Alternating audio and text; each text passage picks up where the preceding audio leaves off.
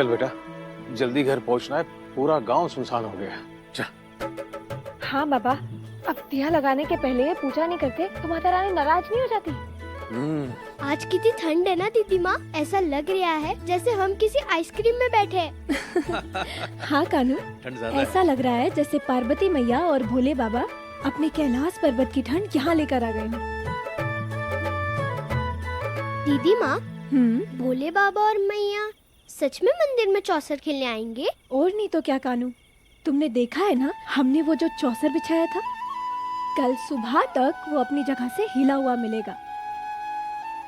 अब इसका मतलब तो ये हुआ ना कि पार्वती मैया और भोले बाबा चौसर खेलने आते हैं। भोले बाबा और मैया में से जीतता कौन है? बेटा, ये हार और जीत हम लोगों के लिए होती है। भगवान तो अपना पासा फेंक कर सृष्टि का खेला चलाते हैं। हाँ, उन्हें कोई परेशान ना करे, इसीलिए हमने सबको कह दिया कि रात में घर से बाहर कोई नहीं निकलेगा। आज रात मैया और भोले बाबा को देखने जाए? कान्हू, मैया को देखने के लिए तुम्हें मंदिर जाने की जरूरत नहीं है। उन्हें दिल से पुकारोगे ना तो तुम अपने मन की आंखों से उन्हें देख सकते हो। चलो चलो बच्चों, आ जाओ।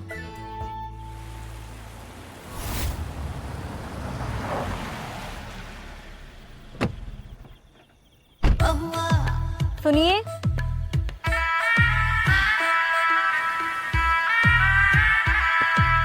पता है दुनिया के सबसे पत्थर दिल आदमी हैं आप। मेरी रातों की नींद उड़ाकर खुद चैन से सो जाएंगे। सपने भी तो तुम्हारे देखेंगे। आफत की गुड़िया, मैं हूँ नशे की गुड़िया।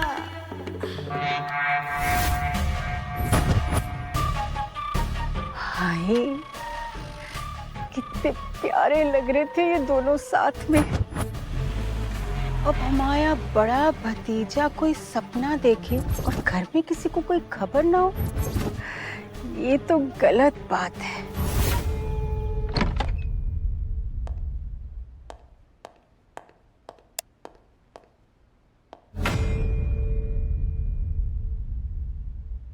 वीरेंद्र,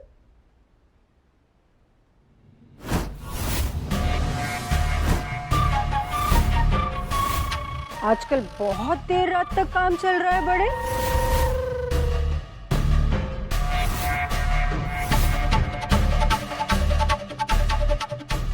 कहाँ थे? वो दौरे पे गए थे बुआ।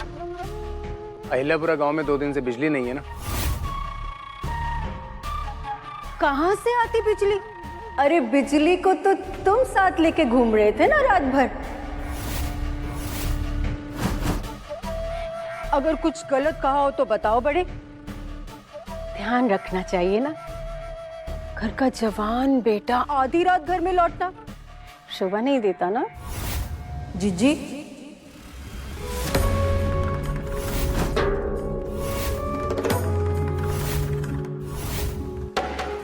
हमारे बेटे से इस तरह सवाल तो आज तक हमने भी नहीं किए।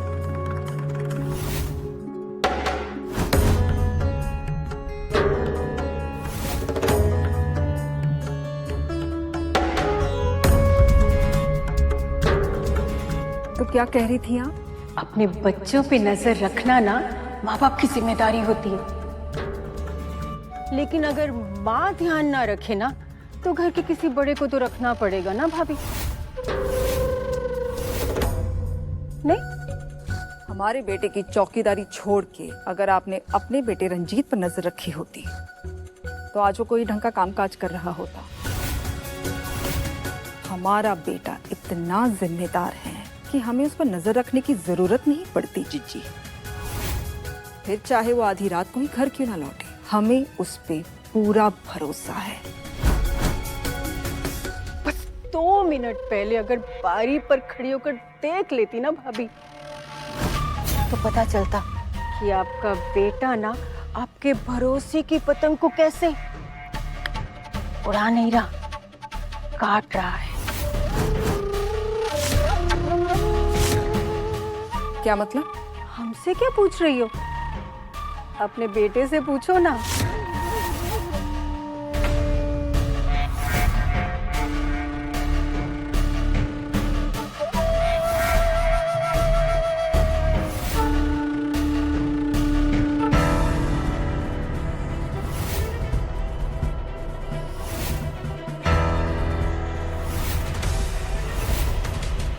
हत्या है ना जीजी। पूछताछ का हमें कुछ खास शौक नहीं। अगर होता तो कब का पूछ लेते आपको कि कब तक भाइयों के घर में पड़े रहने का इरादा है।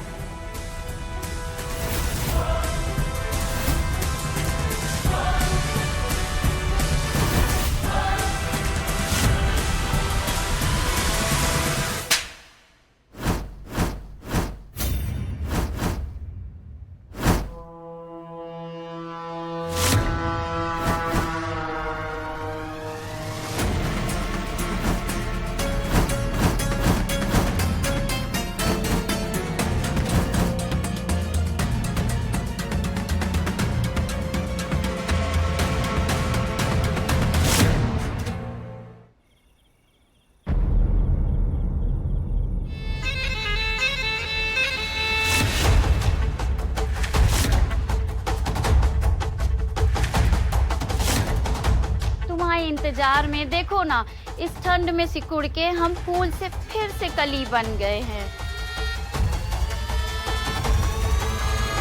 कहाँ थी बिटिया? क्या हुआ? तुम ये थाली लेकर दरवाजे के बाहर क्यों खड़ी हो? आज गौरी के लिए खाना नहीं बचा था ना, तो देखो हमने अपने हाथों से इसके लिए चावल बनाए हैं। अब आप ही बताइए पंडित जी, कोई माँ अपनी बच्ची को भूखे पेट सोते देख सकती है क्या? आओ बिटिया, आओ, आजा। अपने हाथों से खाओगी कि हम खिलाएं? हम खा लेंगे अम्मा। एक नंबर। हाँ, चलो चलो चलो, खाओ खाओ खाओ।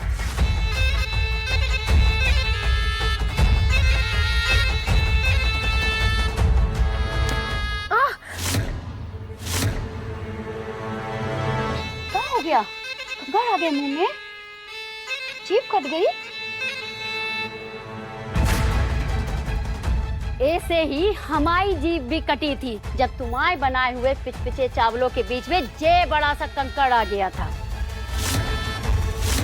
ढंग से चावल चुनने में बड़ी अम्मा मरती है तुम्हारी।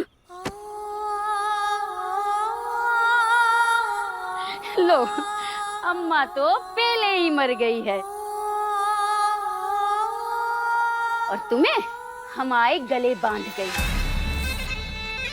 अब जब घंटी की तरह हमारे गले में बंध ही गई हो तो बजना तो पड़ेगा ही, वो भी दिन रात टन टन टन। क्या कर रही हो रजनी?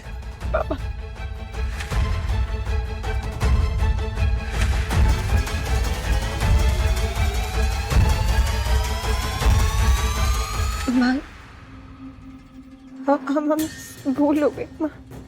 यही तो हम भी कह रहे हैं कि अब भूल की है तो सजा भुगतो। अब ये सारे कंकड़ वाले चावल तुम अभी खत्म करोगी। बैठो, मुंह खोल।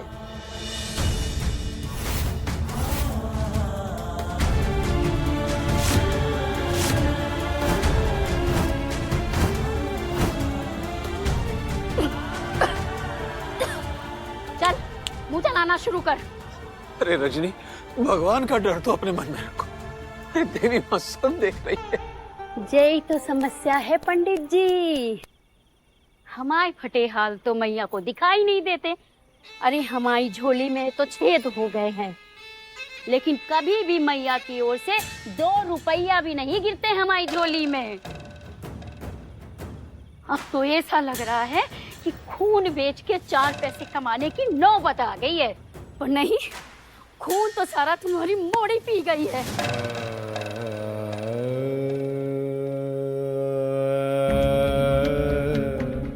हमें माफ कर दीजिए, गलती हमारी है और हमें आपकी सजा मंजूर है। सजा मंजूर है ना? तो ये चावल अभी के अभी खत्म कर। बैठ बैठ।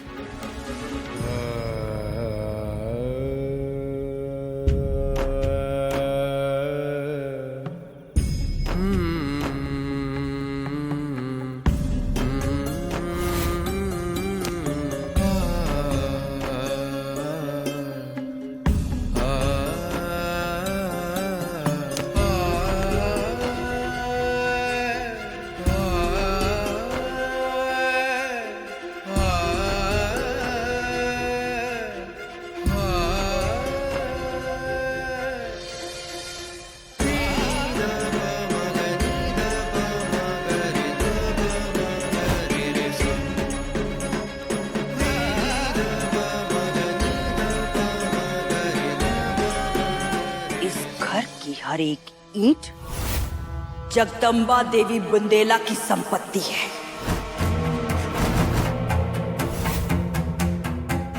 ये जो महंगी महंगी साड़ियां, ये जेवर, इस घर में जो इज्जत तुम्हें मिल रही है ना, वो भी हमारी वजह से है।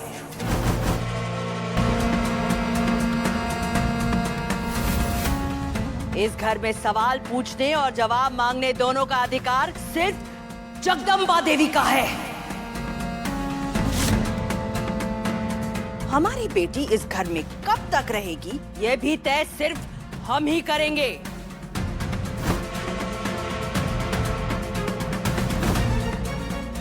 तुम सुहागन हो, बुंदेला परिवार की बड़ी बहू हो, पर ये सोचने की कतई हिम्मत मत करना कि तुम्हारी औकात हमारी बेटी से रत्ती भर भी ज्यादा है।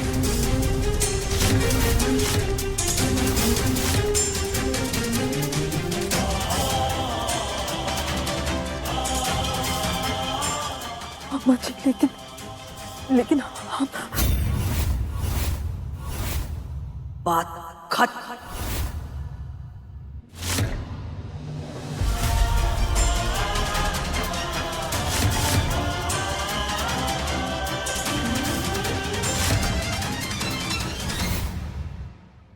और तुम, उषा को हमने डांटा जरूर, पर वो जो कुछ भी कह रही थी वो गलत तो नहीं है।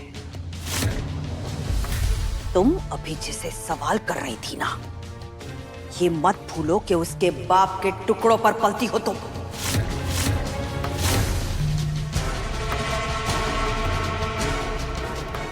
अपना स्वभाव ऐसा बना कर रखो कि हमारे जाने के बाद कहीं ऐसा ना हो कि तुम्हारी भाभियां तुम्हें सड़क पर भीख मांगने के लिए छोड़ दे। तुम हमारी बेटी हो, पर तुमसे ज्यादा हमें अपने पोते पर भरोसा है।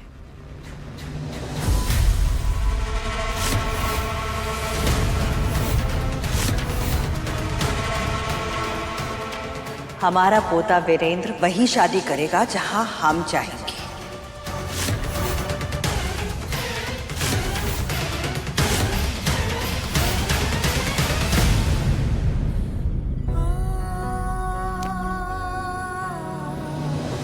चल बेटा, हो गया। जा बेटा, अपने लिए रजाई निकालने। चल बेटा, आ जाओ।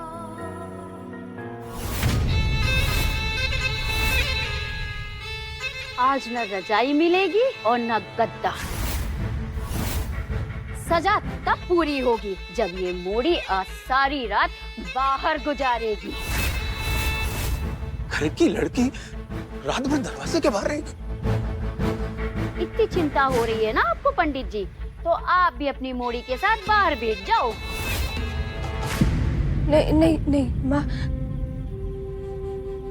बाबा आप माँ के साथ अंदर जाकर आराम से सो जाइए। हम आप लोगों के लिए रजाई निकालकर बाहर बैठ जाएंगे। नहीं, दीदी माँ कहीं नहीं जाएगी। कान्हा, इधर आओ बेटा। हम तुम्हें कहा समझाए थे, जिसके पैर में काला तिल, राख से काला उसका दिल। दिखाए थे ना हम तुमको कि इस मोड़ी के पैर में काला तिल है। नहीं, पर हमारी दीदी माँ का दिल काला नहीं है। अरे लल्ला, तुम इधर आओ हमारे पास। तुम्हें अभी इन सब बातों की समझ नहीं है। हाँ, तुम चलो हमारे साथ। पंडित जी चलिए अंदर। हमारे बीच में आए ना, वो आपका राज खुल जाएगा हमारे मुंह से। पंडित जी, उसकी माँ की मौत जिस गलत दवाई की वजह से हुई थी, वो दवा आपने दी थी पंडित जी।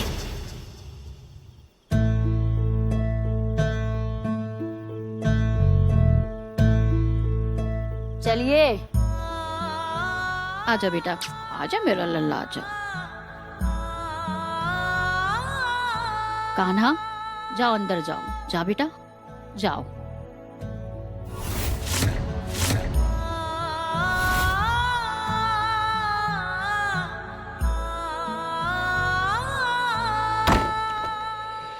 चलिए अंदर पंडित जी। हे मैया, हमारी गोरैया की तकलीफ अब हमसे देखी नहीं जा रही। जल्दी से आप इसकी शादी किसी ऐसे लड़के से करा दीजिए जो इसको बहुत प्यार करे, उसके घर वाले बहुत इज्जत करें इसकी। है ना वीरेंद्र? जी दादी, ये भी कोई पूछने की बात है? हम आपकी मर्जी के खिलाफ कभी जा सकते हैं क्या? नहीं अम्मा जी,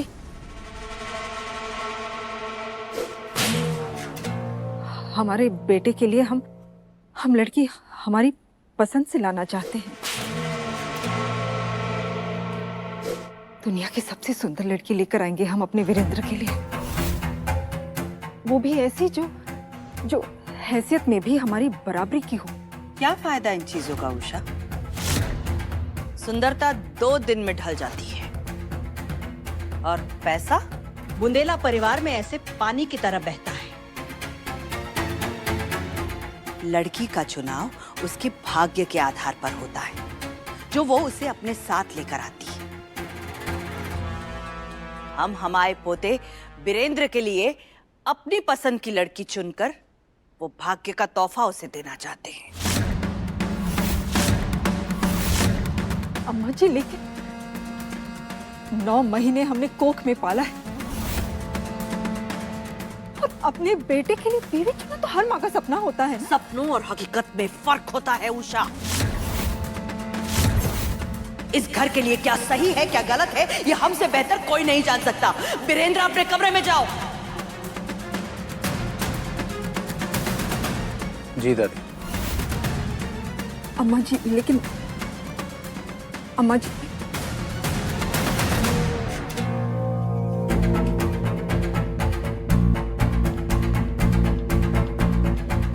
सुनिए जी, सुनिए मेरी बात सुनिए। अपने बच्चे का भला बुरा तय करना क्या एक माँ का अधिकार नहीं होता? आज तक हमने अम्मा जी की हर बात सर आंखों पर रखी, लेकिन हम सिर्फ अपने बच्चे का रिश्ता तय करने का अधिकार मांग रहे हैं। आप समझाइए ना अम्मा जी को।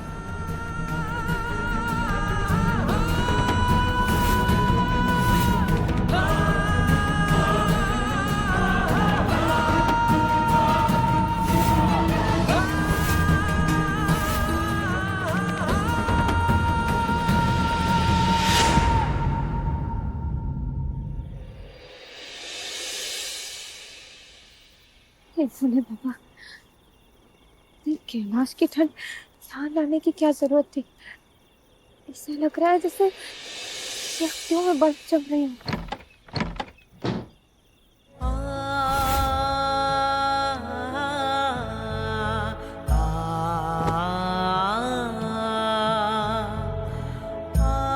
कानू, तुम यहाँ क्या कर रहे हो? और ऐसे कूद के आने की क्या जरूरत थी? अगर चोट लग जाती तो? आपको ठंड लग रही थी ना दीदी माँ, यही सोच के हमको भी नींद नहीं आ रही थी। आप हमारे साथ आओ।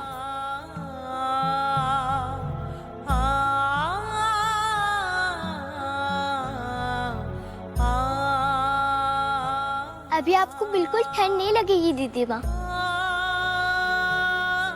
कानू, इतनी ठंड में बाहर आने की क्या जरूरत थी? माँ ने देख लिया होता ना तो बहुत गुस्सा करती। गुस्सा तो वो सिर्फ तुमको करती है। हम कह देंगे कि हमें कहानी सुननी थी, इसलिए हम बाहर आ गए।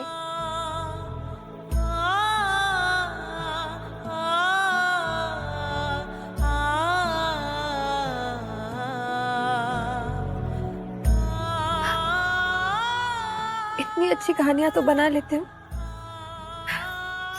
चलो, कंबल दे दिया ना, अब जाओ, जाकर सो जाओ और खिड़की ठीक से बंद करना। हाँ, थोड़ी देर बैठ जाए। ठंड लग जाएगी ना बेटू, जाओ सो जाओ। अच्छा ठीक है।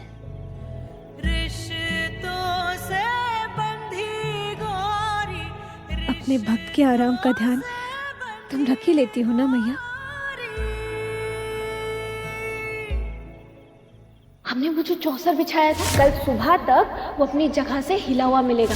अभी बार आ ही गए हैं तो मंदिर जाके भोले बाबा और मैया को चौसर खेलते देख ले।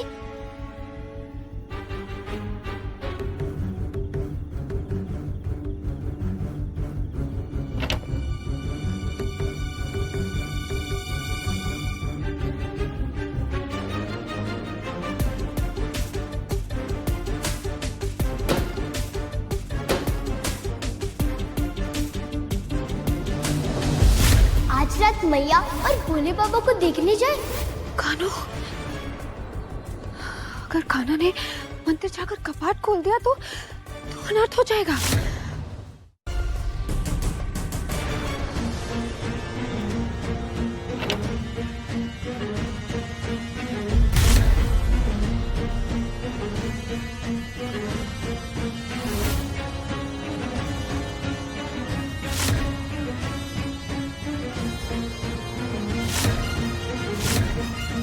हमको तो सिर्फ क्रिकेट, गिल्ली डंडा और कंचे खेलने आते, आज तो चौसर भी सीख लेंगे।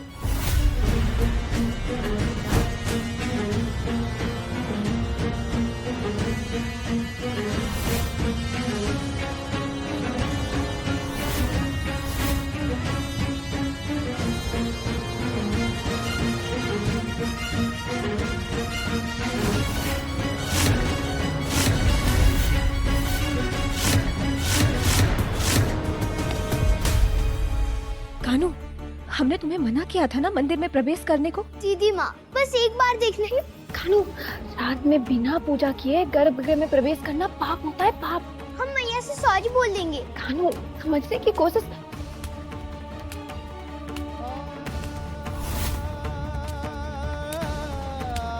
सुनी आवाज, लगता है भोले बाबा आ गए। कान्हा, तुम बिल्कुल चुप रहना, एक शब्द भी नहीं बोलना।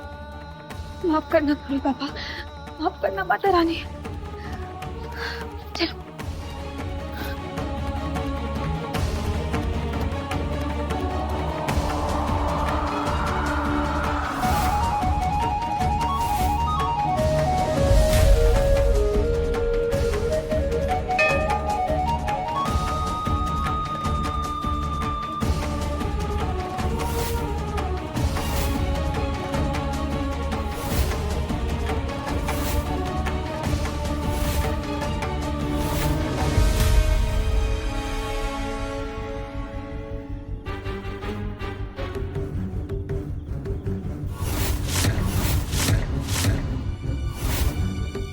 ये आदमी इतनी रात को मंदिर में क्या ढूंढ रहा है?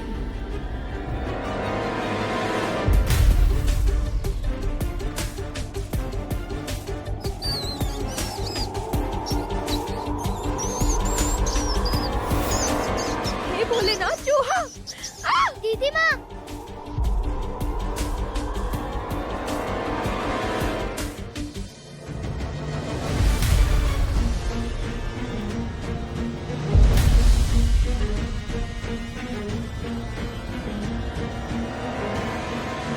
दीदी माँ संभाल के।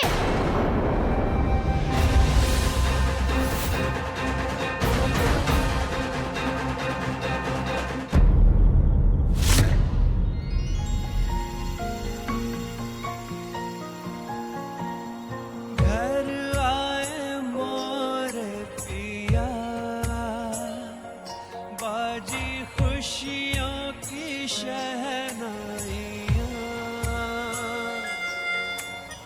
घर आए मोर पिया,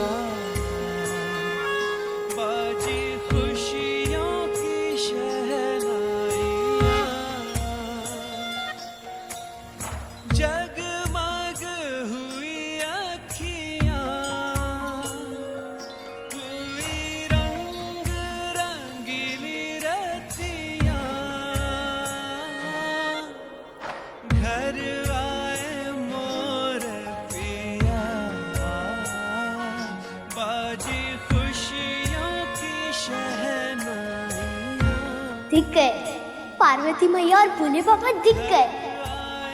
मोर पिया, बाजी खुशियों की शहनाइयाँ।